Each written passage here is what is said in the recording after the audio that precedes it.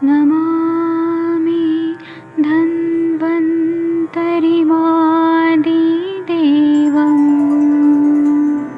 सुरासुरैर्वन्दितपादपद्मं लोके जरामृत्युनाशं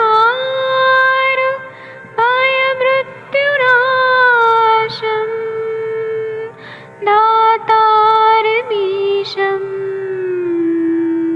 विविधौषधीनां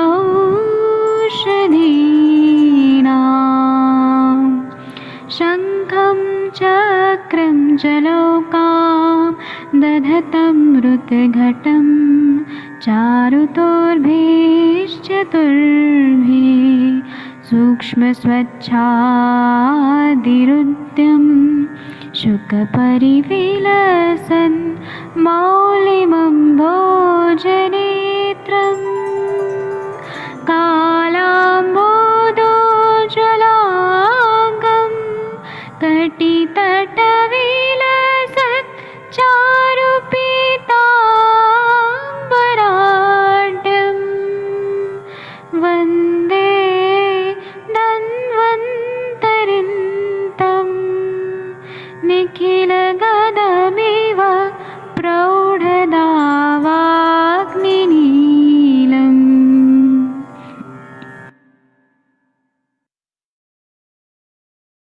नमस्कार, सुप्रभात आप सभी को। प्रातःकालीन अष्टांग हृदय चिकित्सा स्थान अध्याय 16। मैडम शेयर कर दीजिए, अगर मैंने शेयर स्क्रीन का ऑप्शन दिया हुआ है। देखिए आप शेयर कर पा रहे होंगे जी। आज कौन सा सूत्र पढ़ना है? आवाज आ रही है आपको? मोनिका मैडम जी, जी सर, आ रही है सर। नीता प्रणाम जी, कौन सा सूत्र पढ़ना है बता दीजिए। सर। 42। जी 42 मैं पढ़ देता हूँ, अगर आप चाहें तो शेयर कर दीजिए। पिबेन्य कुंभकल्कं वा द्विगुणं शीतवारिणा कुंभस्य चूर्ण सक्षोद्रम त्रैफलेन रसेन वा। यहाँ पे कहा गया है, जैसा कि आप देख पा रहे होंगे, 42 नंबर का सूत्र, दंती का चूर्ण 2 पल 8 तोला लेकर कहते हैं कि आप शीतल जल में, इसमें दंती के कल्क में, इसमें इसमें कहा गया है कि दंती के कल्क में दुगना आप जो है वो गुड़ मिला लें और इसको शीतल जल के साथ पान करें।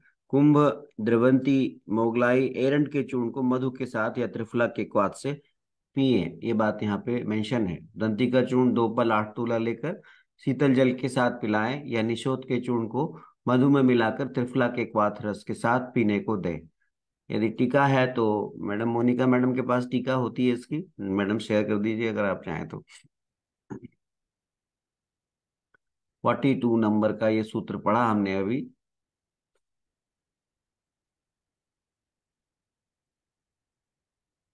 कल का सत्र बहुत अच्छा हुआ था लेकिन वो रिकॉर्ड नहीं हो पाया, आज हमने पहले ही चेक कर लिया है। सीमा शर्मा जी भी हैं यहाँ पे, सविता मैडम जी हैं, राजकुमार बौर जी हैं, B.M. महाजन जी, जगीर जी, रवि जी, राम जी, माधुरी जी। 42 नंबर का सूत्र का ये शायद ये ऊपर आ गया है, ये संस्कृत टीका है आई थिंक, जो ऊपर वाली लाइन है। तो मोनिका मैडम जी आप या फिर वनीता मैडम जी पढ़िए इसको। जी सर। निकुंभ कल्क वा पलद्वय प्रमाण शिशिर जलेन पिबेत कुंभ चूर्णम छौद्र सहित वा त्रिफलेन क्वाथेन पिबेत। इसमें सर यही कहा गया, निकुंभ यानी दंती के कल्क को 2 पल प्रमाण में शीत जल के साथ पिए, या कुंभ चूर्ण को मधु के साथ, और कुंभ यानी कि निशोध के चूर्ण को मधु के साथ या त्रिफला क्वाथ से पिए। जी बिल्कुल सही कहा आपने। तो ये हमने अभी 42वां सूत्र पढ़ा। अब 43वां सूत्र है, 43 नंबर का सूत्र है। कौन पढ़ेगा उसको? 43 अगला सूत्र जो है कामला के रोगी के लिए है। मैडम जी शेयर कर दीजिए जी। सविता जी मैडम पढ़ेंगी आप? अश्विनी जी हाँ, प्रणाम सर। प्रणाम प्रणाम। सर। पढ़िए 43 नंबर का सूत्र। त्रिफल आया ना, वही ना हाँ जी, हाँ जी, हाँ जी। जी, स्क्रीन पे नजर नहीं आ रहा है। कोई बात नहीं, ये देखिए आप 43 नंबर का सूत्र जो है, थोड़ा सा जूम कर दीजिए, जूम इन कर दीजिए, अब दिखे रहा है। चलिए हाँ हाँ हाँ सर। पढ़िए। त्रिफलाद्या गुरुचा वा दार्व्या निम्बस्य वारसम। प्रातः मधुर युतम, पता नहीं मुझे समझ प्रातः प्रातः आई। मधुर युतम कामदातार्य दारवा आप अपनी निम्बस्य तरफ से भी वारसम। जूम आप अपनी त्रिफल तरफ से भी फिर जूम से कर पढ़ती हूँ, सकते हैं थोड़ा सा ठीक ना। से दिखाई नहीं दे रहा था सर। कोई बात नहीं, कोई बात नहीं, चलिए मैंने पढ़ दिया है इसको। त्रिफलाया गुड़ुच्याया वा दार्व्या चावा निम्बस्य दारव्या वारसम, निम्बस्य वारसम। प्रातः प्रातः प्रातः प्रातः मधु मधुयुतम घृतम कामलार्तय योजयेत्। कामलार्ताय योजयेत्।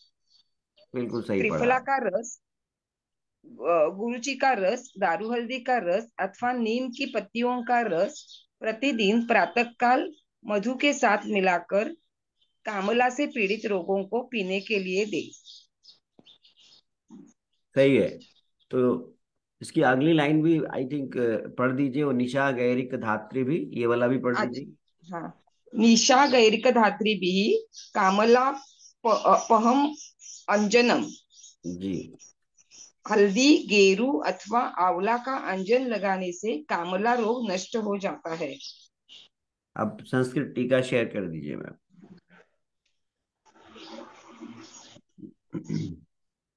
इसकी संस्कृत टीका पढ़ दीजिए, और मोनिका मैडम आप ही पढ़िए जरा। जी सर। वंदना मैडम जी को भी नमस्कार। नमस्ते जोशी सर। त्रिफलाद्यन अन्यतम रसम युक्त मधुयुतम प्रातः प्रातः कामलीन योजयेत।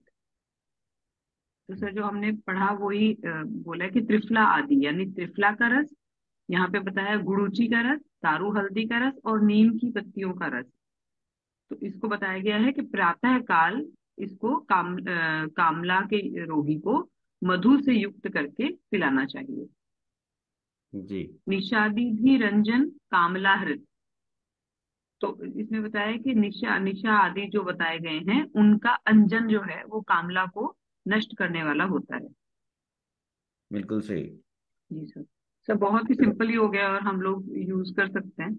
और यहाँ पे सर ये ऑप्शन भी दिया है इन्होंने कि त्रिफला का रस, गुड़ूची का रस, दारू हल्दी का रस या नीम की पत्तियों का रस, मतलब इनमें से किसी भी एक का रस का भी आप प्रातःकालीन प्रयोग कर हमें सकते मधु के साथ।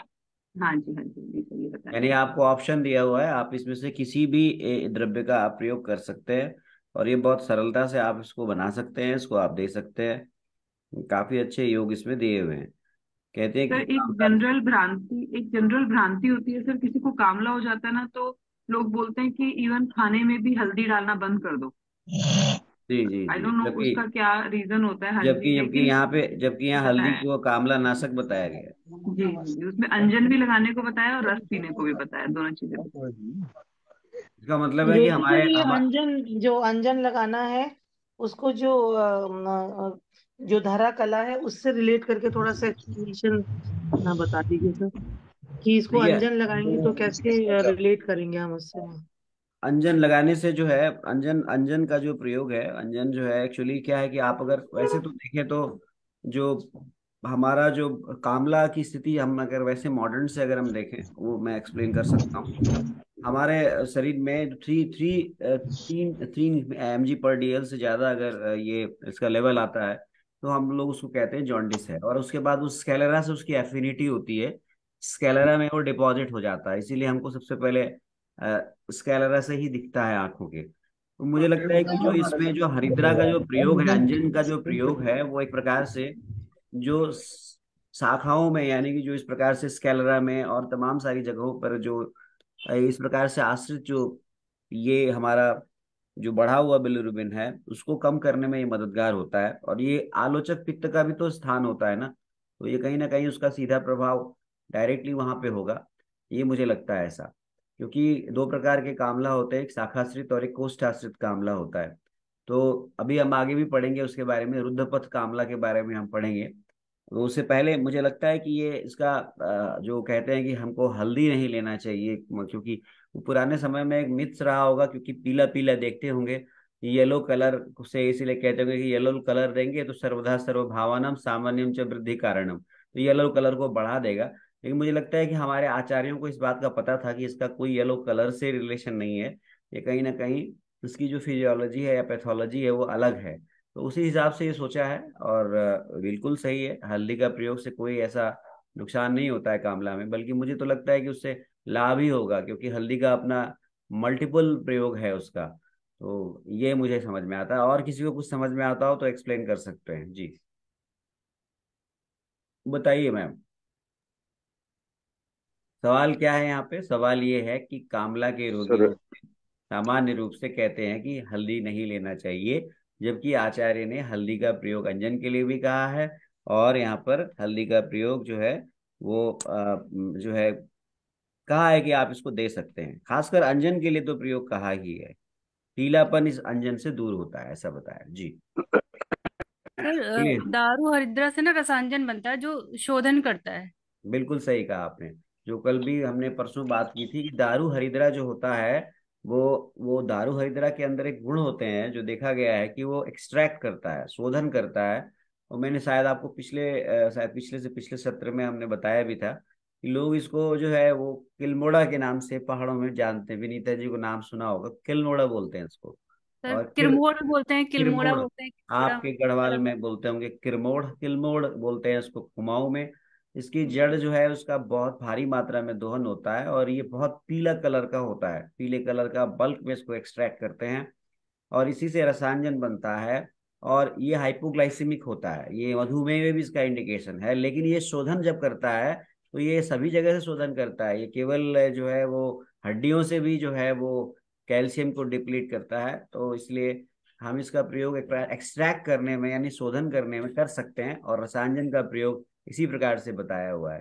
तो ये भी एक प्रकार से समझ में आता है कि इस प्रकार से ये अंजन के रूप में प्रयोग करने से जो स्केलरा में जो हमारा जो जमा हुआ डिपॉजिट है, जो बिलिरुबिन का कंटेंट, उसको ये एक्सट्रैक्ट करके कोष्ठ में ला देता है, और फिर कोष्ठ से आप सब जानते हैं कि हम इसको शोधन के द्वारा, विरेचन के द्वारा हम निकाल सकते हैं। बिल्कुल सही बताया आपने। रवि कुमार जी सर कुछ कहना चाह रहे थे शायद, फिर रुक गए वो। बोलिए सर, शायद पीछे आपका ऑडियो डिस्टर्ब आता है जी। जी सर प्रणाम। प्रणाम। फिर सर जो उसमें थोड़ा ऐड करना चाह रहा था, जो स्कलर पर दिखाई देता है जी वैल्यू, जब उसकी जो है टोटल वैल्यू 2 से ऊपर जाती है तब दिखाई देता सर, उसके पहले दिखाई नहीं देता सर जो है। जी जी जी। और तभी स्कैलरा पे जब वो आ जाता है तभी हम कहते हैं कि एक्चुअली क्लिनिकली जॉन्डिस डेवलप हो चुका है, क्योंकि 3 से नीचे को हम लोग जी क्लिनिकली सर, जी सर। जॉन्डिस मानते भी नहीं है। मॉडर्न वाले भी नहीं मानते हैं, भले ही वो बिलिरुबिन 1, 1.2 रहे। 3 से ऊपर हो तभी उसको क्लिनिकली जॉन्डिस माना जाता है, और तभी वो स्कैलरा पे आता है। और स्कैलरा पे हम लोग अजन का प्रयोग करते हैं, उसके चारों तरफ हम लोग तो डेफिनेटली उसका जो दारू हरिद्रा का जिस प्रकार से रसायन का प्रयोग है, वैसे हरिद्रा में भी वही चीज होती है। भाई दारू हरिद्रा में वो ज्यादा होती है, बर्बेरिन जो है वो ज्यादा होती है, इसमें कम होती है। हरिद्रा में भी वही चीज होती है, और भी तमाम सारे केमिकल्स होते हैं जो मुझे लगता है कहीं ना कहीं एक्सट्रैक्ट करते हैं। और चूंकि एफिनिटी होती है स्कैलरा की बिलिरुबिन से, तो बहुत ज्यादा एफिनिटी होती है, इसलिए वो वहाँ डिपॉजिट हो जाता है। इसलिए मैडम देखा होगा कि कई बार जॉन्डिस ठीक हो जाने के बाद भी, कामला ठीक हो जाने के बाद भी कई समय तक जो है वो आंख पीले ही दिखते रहते हैं। तो ये भी है कि बात मतलब फॉल्स, उसको जॉन्डिस तो ठीक हो चुका है, कामला तो ठीक हो चुका है, लेकिन आंखें बहुत समय तक पीली रहती है। तो इस उद्देश्य से भी अंजन का प्रयोग कराने के लिए कहा गया है। अगला सूत्र बहुत इंपॉर्टेंट है, ये हम लोगों को हमारे गुरुजी याद कराया करते थे, 45वां सूत्र। तो कौन पढ़ेगा इसको? हाँ सर, मैं पढ़ती हूँ सर। बहुत ही अच्छा है, इसको याद कर लीजिए। हमें तो ऐसे रटाया था, ये अभी भी याद है जी। तिलपिष्टनिभं यस्तु कामलावान् सृजेत् मलं कफरुद्धपथं यत्तस्य पित्तं कफहरैर्जयेत्। जब कामला रोगी का मल तिलों की पीठी जैसा सफेद निकलने लगे, तब पित्त के स्रोतस कफ दोष द्वारा अवरुद्ध हो चुके हैं समझे। इस स्थिति में कफनाशक औषध योगों से पित्त की चिकित्सा करनी चाहिए। बहुत बढ़िया मैडम, अब टीका पढ़िए इसका तो और ज्यादा अच्छा लगेगा। इस मैडम जी टीका शेयर कर दीजिए। ये बहुत ही इंपॉर्टेंट सूत्र है, इसको जरूर जरूर ध्यान दीजिएगा तो अच्छा लगेगा। टीका कौन पढ़ेगा इसकी? ये देखिए यहाँ नीचे संस्कृत टीका भी है और यहाँ पे भी सूत्र बहुत क्लियर दिखा हुआ है जी। पढ़िए मैडम, आप ही पढ़ दीजिए मैडम। यह पुनः कामलावान मल तिलपिष्ट सदृश सदृश मुश्चेत है क्या सर, वो क्या है सर? मुंचे मुंचेत मुंचे तस्य कफरुद्ध मार्ग तस्यातुरस्य कफग्नै द्रव्यै पित्तजयेत्। जिस जी कामलावान का मल तिल पिष्ट के समान आ रहा है, मतलब वाइट आ रहा है, उसका कफ से रुद्ध मार्ग समझ के कफ कफ कफग्न द्रव्य से पित्त को जय करना चाहिए। जी, यही सूत्र जो है आचार्य चरक की चरक चिकित्सा स्थान अध्याय 16वें अध्याय में 124वां सूत्र है, वो मैं पढ़ देता हूँ। मैं हमने अपनी चरक संहिता में इसको बहुत काफी इंपॉर्टेंट देकर के इसको अंडरलाइन किया हुआ है। तिल पिष्ट निभम यस्तु वर्चः सृजति कामली श्लेष्मणाम रुद्ध मार्गम तत पित्तम कफ हरे जयेत। कहने का अर्थ यह है कि शाखाश्रित कामला की चिकित्सा है एक प्रकार से, कि कामला रोग से पीड़ित व्यक्ति यदि तिल के कल्क के समान मल का त्याग कर रहा है तो ये समझना चाहिए कि कफ के द्वारा पित्त का मार्ग अवरुद्ध हुआ है। ऐसी अवस्था में कफ को दूर करने वाली औषधियों का प्रयोग करके पित्त की शांति करनी चाहिए, ये इसका अर्थ है। तो ये आचार्य चरक की आप चरक चिकित्सा स्थान अध्याय 16 के 124वें सूत्र में भी ये जो है सूत्र आपको मिलेगा। थोड़ा सा लाइन में डिफरेंस है। यहाँ पे तिल पिष्ट निभम यस्तु कामलावान सृजेन मलम कफ रुद्ध पथम तस्यम पित्तम कफ हरे जयत है, और यहाँ है तिल पिष्ट निभम यस्तु वर्चः सृजति कामली श्लेष्मणा रुद्ध मार्गम तत पित्तम कफ हरे जयेत। ये है, तो ये बहुत ही महत्वपूर्ण है। इसमें किस प्रकार से हम तिल के कल्क के समान मल पर ध्यान दें, कहने का अर्थ यह है यदि कामला रोगी का मल जो है वो तिल के कल्क के समान, तो तिल के कल्क का कलर आप सभी को याद ही होगा। अगर उस प्रकार का मल त्याग कर रहा है, यानी मल भी देखना है हमें, तो ये समझना चाहिए कि जो पित्त का मार्ग है वो कफदोष के द्वारा अवरुद्ध हुआ है। तो हमें जिसने अवरुद्ध किया उसको पहले ट्रीट करना है, ये नहीं कि हम पित्त को ट्रीट कर रहे हैं। तो कफ के द्वारा अवरोध हुआ है तो पहले कफ को दूर करने वाली जो है, यानी अवरोध दूर करना है, तो अवरोध को दूर करने के लिए हमें औषधि का प्रयोग करना चाहिए जी। और किसी को कुछ बताना हो तो बताइए, बहुत ही अच्छा सूत्र था ये। सर प्रैक्टिकली अगर माने तो कौन कौन सी हर्ब्स उसमें यूज करेंगे? और मेरे ख्याल में इसका लिमिट भी होगा कि जैसे ही मल का कलर चेंज हो तुरंत ही उसको बंद भी करना होगा। जी, इसके आप जो योग कह रहे हैं वो आगे अभी आएंगे। अभी मैं चरक के रेफरेंस मैंने खोले हुए हैं, वो अभी आगे चर्चा जब आएगी तो हम करेंगे। 130वां 131वां जो चरक संहिता चिकित्सा स्थान का पूरा जो सूत्र है वो इसी पर है कि किस प्रकार से इस रुद्ध को आप ठीक करेंगे, रुद्ध के पथ को किन किन औषधियों के द्वारा आप ठीक करेंगे, उसमें हम आगे चर्चा करेंगे। अगला सूत्र मैडम वंदना मैडम आप ही पढ़िए।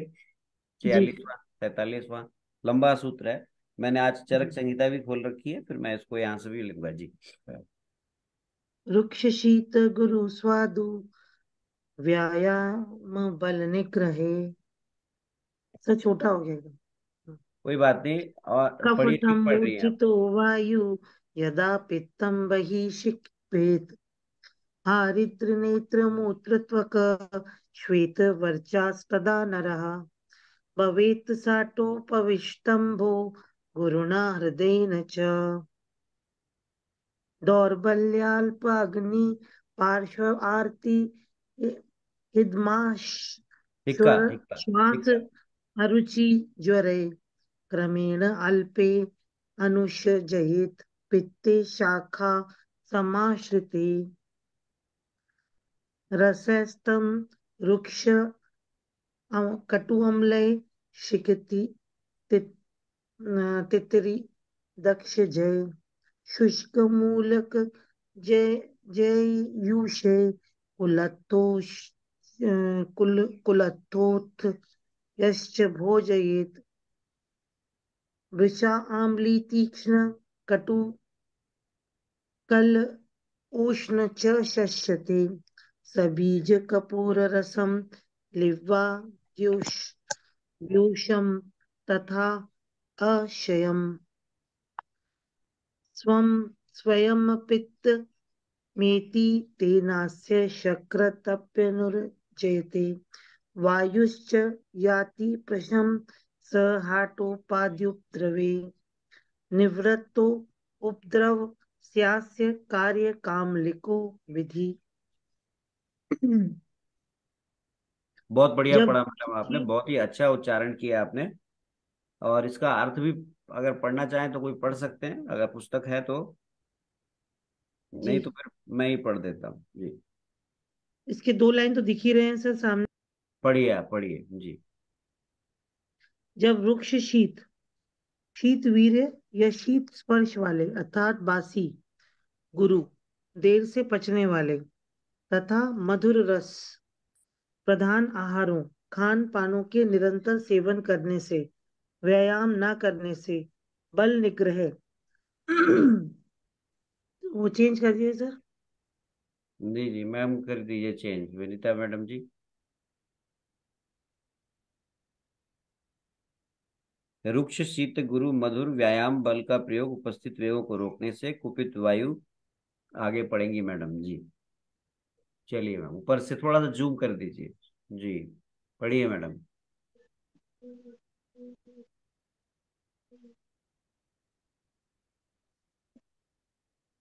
आ गया मैडम सामने। अरे सर ये म्यूटेड था मेरा, मैं पढ़ रही थी और म्यूटेड था। पढ़िए।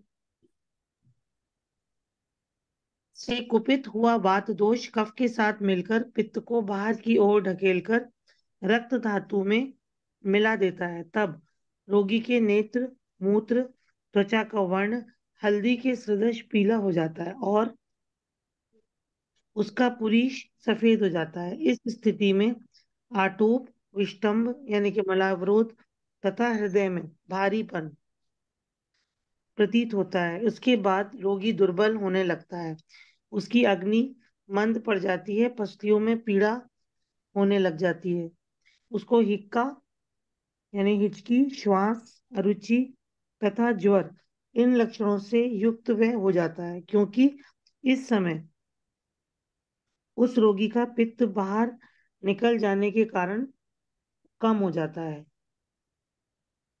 रोगी का पित्त बाहर निकल जाने के कारण कम हो जाता है और जितना है वह भी शाखाओं में आदि धातुओं तथा त्वचा में आश्रित रहता है।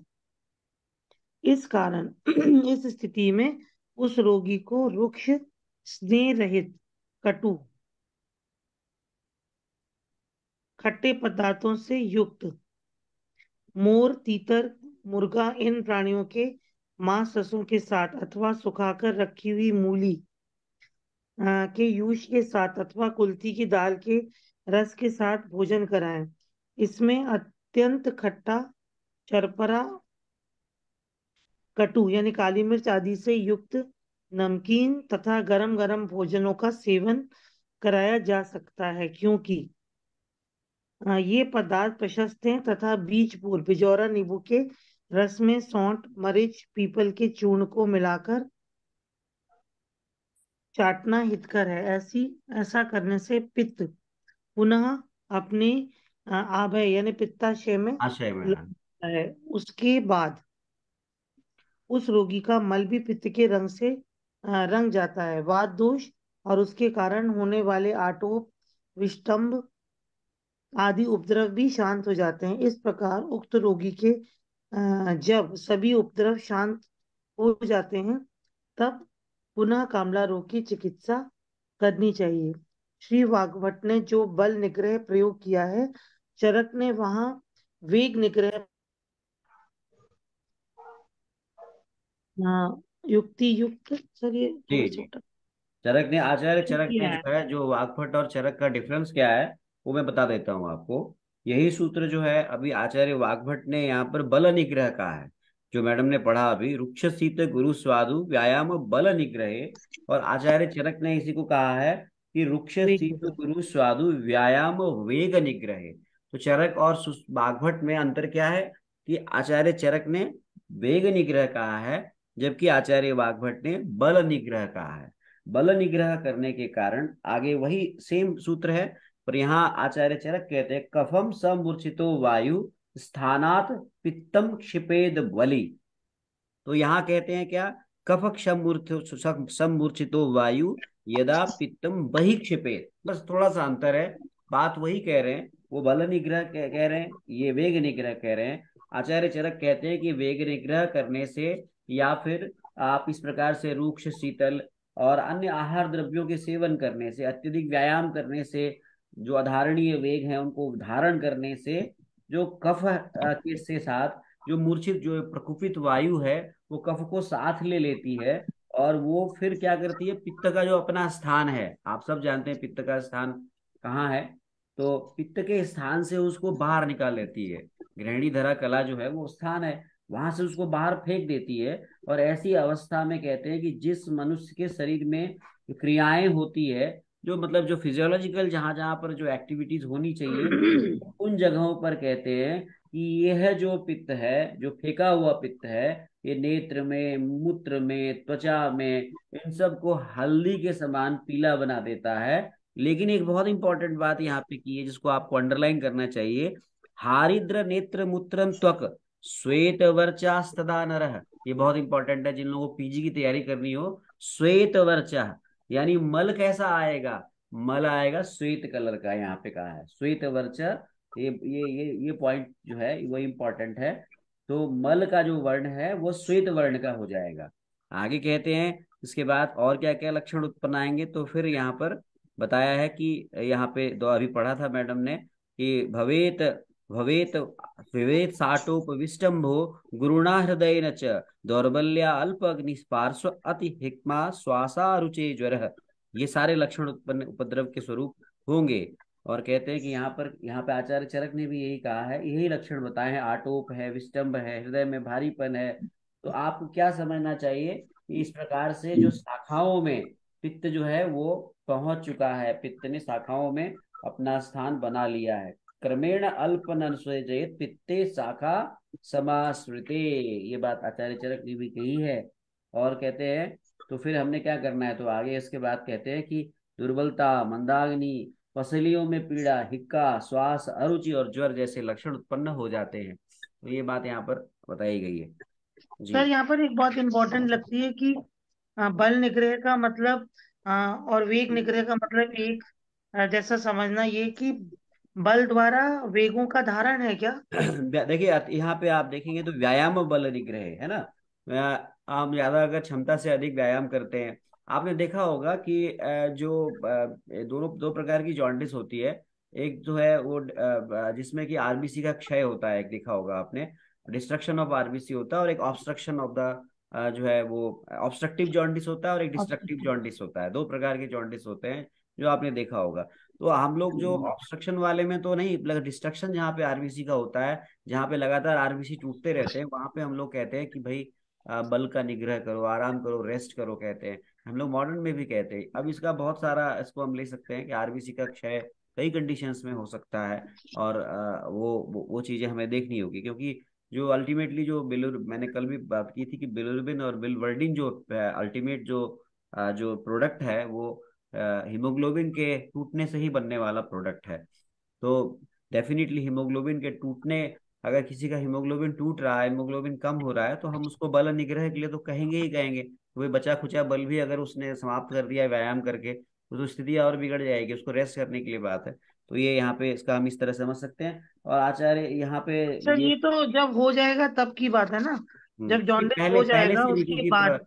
पहले से भी संप्राप्ति तो उसकी बनेगी ना शुरू से ही। हाँ, संप्राप्ति में उन्होंने लिखा है अगर व्यायाम नहीं करते हैं। हाँ, और बल निग्रह अगर आपका चरक माने तो ये इन्होंने ये मान रहे हैं कि बल निग्रह का बल से रोकना, यानी कि जो ये जितने भी वेग हैं उनको, जैसे मूत्र आ रहा है उसको बलपूर्वक रोकना, शायद बिल्कुल ये मतलब है सर। सही कह रही हैं आप। यहाँ पे हमारे आचार्य चरक में अगर आप विषम देखेंगे, चरक अयम व चरक का धा जो धा। चरक का जो वो है एक्सप्लेनेशन है, उसमें ये है कि रुक्ष शीतल गुरु मधुर आहार द्रव्यों के सेवन से और अत्यधिक व्यायाम करने से तथा मलमूत्र के वेगों को रोकने से, ये है। तो यहाँ पर क्या है कि अगर हम कह रहे हैं ना रुक्ष शीत गुरु स्वादु व्यायाम बल निग्रह, तो यहाँ पे है कि अत्यधिक रुक्ष, अत्यधिक शीत, अत्यधिक गुरु, अत्यधिक मधुर, अत्यधिक व्यायाम और बल निग्रह, ये है इसका अर्थ अगर संस्कृत में आप देखें तो। जी, इनसे वायु का कोप होगा और वो वायु क्या करेगी, कफ के साथ मिल जाएगी, क्योंकि वायु के गुण भी बढ़ रहे हैं, कफ के गुण भी बढ़ रहे हैं। आप अगर गुणों पे देखें तो दोनों के गुण मिल बढ़ रहे हैं, और वो क्या करेगी, अल्टीमेटली जो पित्त है उसको बाहर करेगी, यानी अपने स्थान से बाहर कर देगी। तो इस प्रकार से जब पित्त अपने स्थान से बाहर होगा तो निश्चित है कि वो उन स्थानों पर जा करके अपना जो है उन स्थान का कलर। अब सवाल यहाँ पे क्या है, मैं जो पूछना चाहता हूँ आप सभी से, कि आपने अभी देखा कि जो है वो यहाँ पर मल का जो रंग है वो क्यों कहा गया होगा श्वेत रंग का, जो प्रश्न वो ये है, ये बताइए, इसको कौन एक्सप्लेन करेगा? सर विनीता जी करेंगी जी। जी सर। सर जो रंजक पित्त है वो क्योंकि कोष्ठ से शाखाओं में चला गया है, तो बिल्कुल सही। इसलिए वो मल का कलर श्वेत हो जाता, तो हाँ, इसीलिए इसमें पहले पित्तवर्धक चिकित्सा करनी चाहिए ताकि वो जो शाखाओं में गया हुआ पित्त है वो कोष्ठ में आ जाए, बिल्कुल और फिर सही उसके है। बाद उसको विरेचन से बाहर निकालना चाहिए। तो यहाँ एकदम पे हम सही। जो एक चिकित्सा पढ़ रहे हैं ये शाखाश्रित कामला की है, कोष्ठाश्रित कामला की नहीं है। हम्म, कोष्ठाश्रित में तो सीधे कहा ना पहले विरेचन करना चाहिए। बिल्कुल सही है। तो यहाँ पे हमने इसका जो मल का जो कलर है श्वेत रंग का, वो इसलिए कहा गया है क्योंकि वो कोष्ठ से शाखा में दोष चले गए, है ना। और एक बिल्कुल बार सही। कोष्ठ में आ जाएगा तो हम फिर येलो कलर का स्टूल आने लगता है तो हम समझ लेते हैं कि अब ठीक है। अब ठीक है जी। तो तब हम निरेचन देते हैं, है ना, ये ध्यान देना है। तो ये बहुत अच्छा चर्चा हो गई इस पे। और अभी इसका आगे का जो लाइन है वो भी पढ़ा था मैडम ने, कि रसई स्तम रक्ष रुक्ष कटवमले सिख तित्तिरे दक्षजे शुष्क मूलक जयूष कुलत्थो शेष भोजयेत भृशा आम्ली तीक्ष्ण कटुक लवणोष्ण च शस्यते सबीज पूरक रसम लिह्वा देयोसम तथाशयम स्वम पित्तम मेति तैनास्यम सकृदन अप्यनरुज्यते वायुश्च यति प्रशमम सह आटोपा दुपद्रवे निवृत्तोपद्रवस्यास्य कार्य कामलक का विधि। तो अभी ये पूरा पूरा सूत्र पढ़ लिया गया है कि किस प्रकार से आपने कौन कौन से द्रव्यों का प्रयोग करना है और जिससे पित्त अपने स्थान पर आ जाता है, और फिर मल के रंग में भी पीलापन आ जाता है, और फिर आप उसको सामान्य कामला के रोगी के हिसाब से चिकित्सा करते हैं। इसका बहुत लंबा, इसका आई थिंक संस्कृत टीका है, तो कौन पढ़ना चाहेगा इसको? मैडम जी पढ़िए, आप ही, मोनिका मैडम जी। जी सर। रुक्षादिभिः पवनं कुपितं कफेन मिश्रितो यदा पित्त बहिः क्षिपेत तदा हारिद्र नेत्रादि पुरुषो भवेत आटोपादि माश्च। तो इसमें बोला था रुक्ष आदि जो बताए गए हैं उनसे जो वायु है वो कुपित होकर कफ से मिश्रित होकर जब पित्त को बाहर की तरफ फेंक देता है तब हल्दी के रंग के नेत्र हो जाते हैं, पुरुष के नेत्र हल्दी के रंग के हो जाते हैं और आटोप आदि लक्षण उसमें पाए जाते हैं। हृदय च गुरुणा युक्त, हृदय जो है वो गुरुता से युक्त हो जाता है, उसमें भारीपन लगने लगता है। दौर्बल्यादि भी क्रमेण कुपितो वायुरल्पे पित्ते शाखा समाश्रिते अनुष्जयेत। दुर्बल आदि भी क्रमेण कुपितो वायु अल्पे पित्ते दौर्बल्यादि भी क्रमेण कुपितो वायु अल्पे पित्ते शाखा समाश्रिते अनुष्जयेत। इसमें इसका क्या मीनिंग होगा? दौर्बल्य आदि से क्रम से कुपित वायु अल्प पित्त को शाखा में आश्रित कर देती है। अनुष्यजेति क्रम कर्म कर्तरी, अनुष्यजेत यहाँ पे जो है वो कर्म के बारे में, जो उसका जो कर्म है उसके बारे में कहा गया है। तो तादृश नर, वो उस प्रकार का जो नर है, रसई रुक्ष कटु अम्लई मयूरादि मास जय तथा शुष्क मूलक उद्भवई यूष तथा कुलत्थो भोजयेत। तो उस प्रकार का जो जो मनुष्य है उसे रुक्ष, कटु, अम्ल, मयूर आदि के मांस और शुष्क मूली आदि से का यूष और कुल्थी आदि भोजन में देने चाहिए। मृषाम्लादिक च भोजन शस्यते। और इसी प्रकार से अम्ल और रुक्ष भोजन उसमें प्रशस्त होते हैं, क्योंकि कफ का वर्धन हुआ है, तो इसलिए उसकी विपरीत चिकित्सा का यहाँ पे बात हो रही है। तथा बीज पूरक सहित व्योश लियाद, या फिर बिजोरा नींबू के रस के साथ व्योश यानी त्रिकटु का को लेहन करने के लिए यानी चाटने के लिए देना चाहिए। एव कृते सत्यस्य पित्त स्वमाशम माशयम मेति। ऐसा करने से बढ़ा हुआ पित्त जो है वो अपने आशय में आ जाता है। शक्रिन अनुरज्यते, और जो मल है उसका रंजन कर देता है। वायुश्च प्रशम याति आटोप आंत्रपूजन आदि भी उपद्रवी सह। जो वायु है उसका शमन हो जाता है, और आटोप आंत्रपूजन आदि जो उपद्रव हैं उनके साथ उस वायु का शमन हो जाता है। अस्य आतुरस्य अपगतो उपद्रवस्य सत कामला विहितो विधि कार्य। ऐसे आतुर का अपगतो उपद्रवस्य मतलब जो उपद्रव जो है वो शांत हो गए हैं, ऐसे कामला विहितो विधि कार्य। तो कामला के अनुसार फिर उसका चिकित्सा उपक्रम करनी करना चाहिए। चाहिए। जी जी जी, बहुत अच्छा पढ़ा मैडम, आपने इतना बढ़िया एक्सप्लेनेशन टीका का किया, क्या बात है। सर होपफुली ये हमने जो शुष्क मूली को यूज के साथ लेना है, मतलब मूली को कितने दिन रख के सुखा देना है और फिर उसको मतलब ऐसी मतलब शेड में छोड़ देना है कि उसको किसी तरह से नहीं सुखाने नहीं, की विधि ड्राई रहती ड्राई मूली, मूली को सूखी हुई मूली लेना है। है? जी जी, और उसको यूज पे घोल के भी देना है? हाँ जी हाँ जी, उसका पानी, ये जी हम लोग में पहले भी कराते थे, हमारी जब कभी जॉन्डिस होता था तो देते थे इस तरह से। जी सर।